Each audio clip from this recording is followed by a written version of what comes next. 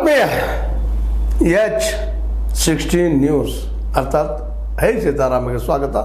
ನಾನು ನಿಮ್ಮವ MI ಅಥವಾ ಮಲ್ಲಪ್ಪ ಜೋತವರು.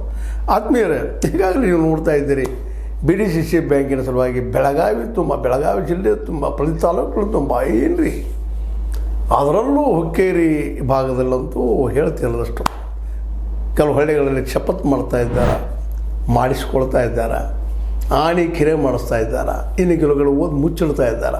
ಎಲ್ಲರೂ ಕತ್ತಿ ಬಳಗದವರಾಗಿರ್ಬೋದು, ಜಾರಕಿಹೊಳಿ ಬಳಗದವರಾಗಿರ್ಬೋದು.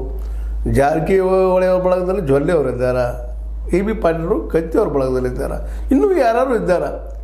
ಇಲ್ಲೇ ಬಲಪ್ರಯೋಗ ಮಾಡ್ತಾ ಇದ್ದಾರೆ ಎಲ್ಲರೂ. ಇದನ್ನ ಒಬ್ಬರಿಗೆ ಅಂತ ಹೇಳ್ತಾ ಇಲ್ಲ. ಒಬ್ಬ ಉಸ್ತುವಾರಿ ಸಚಿವರಿದ್ದ, ಅವ್ರ ಮುಂದೆ ನಾವು ಬೆನ್ನಮಗಳು ಬಂದು ಒಬ್ಬ ವ್ಯಕ್ತಿಗೆ ತನ್ನ ಗಂಡನಿಗೆ ಬಡದು ಕರ್ಕೊಂಡು ಹೋಗುವಂಥ ದೃಶ್ಯಗಳು ನೋಡ್ತಾ ಇದ್ವಿ ನಾವು. ಇದೇನಿದು ಪ್ರಜಾಪ್ರಭುತ್ವವೋ ಅಥವಾ ಒತ್ತಾಯದಿಂದ ಹಣ್ಣು ಮಾಡುವಂಥದ್ದು ಏನಿದು ಅಂತೇಳಿ. ಯಾಕೆಂದರೆ ಇಂಥ ಪ್ರಜಾಪ್ರಭುತ್ವದಿಂದನೇ ಈ ದೇಶದ ವ್ಯವಸ್ಥೆ ದಿನದಿಂದ ದಿವಾಳಿ ಹೇಳ್ತಾ ಇದೆ. ಯಾಕೆ ಇಷ್ಟೆಲ್ಲ ಬೇಕಾಗಿದೆ, ಏನು ಕಾರಣ, ಇಷ್ಟು ಒತ್ತಡ ಯಾಕೆ ಅಂತ ಎರಡು ಕಡೆಯಿಂದ ಆಗ್ತಾಯಿದೆ. ಹೌದು, ಗೆಲ್ಲಬೇಕು ಹಠ ಒಳ್ಳೆಯದನ್ನ ಇಲ್ಲಂತಲ್ಲ, ಬೇಗ ಪ್ರಜಾಪ್ರಭುತ್ವದಲ್ಲೇ ನಮ್ಮ ಜನ ಹೇಳೋನು ರೈತರಿಗೆ ಒಳ್ಳೇದು ಅನಿಸಿದರೆ ಅವ್ರು ಹಾಕ್ತಾರೆ ಮತ. ಅವರ ಮತದಾನದ ಹಕ್ಕನ್ನು ಕಸ್ಕೊಳ್ಳೋಕ್ಕೆ ನಾವು ಯಾರು? ಎಲ್ಲರೂ ಸಜ್ಜನರಾಗಿ ಮಾತಾಡ್ತಾ ಇದ್ದಾರೆ.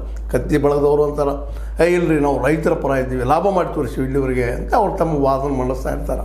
ಅದೇ ರೀತಿ ಜಾರಕಿಹೊಳಿ ಪಂಗಡದವರಾಗಿರ್ಬೋದು, ಬಣದವರಾಗಿರ್ಬೋದು, ಸಿಂಡಿಕೇಟದವರಾಗಿರ್ಬೋದು, ಅವರು ಜೊಲ್ಲೆ ಮತ್ತು ಜಾರಕಿಹೊಳಿ ಅವರು ಸಹ ನಾವು 3-4 ದಿನದ ಎಷ್ಟು ಪ್ರಗತಿ ಮಾಡಿ ತೋರಿಸಿದ್ದೀವಿ ಅಂತ ಅವರು ಹೇಳ್ಕೊಳ್ತಾರೆ. ಹೇಳ್ರಿ, ಆದರೆ ಈ PKP ಎಸದಾಯ್ತು ಅಥವಾ ಯಾವುದೇ ಸದಸ್ಯರ ಸಹಕಾರ ಕಡಿಮೆ ಇರ್ತಾರೆ ಪಾಪ ಅವರು.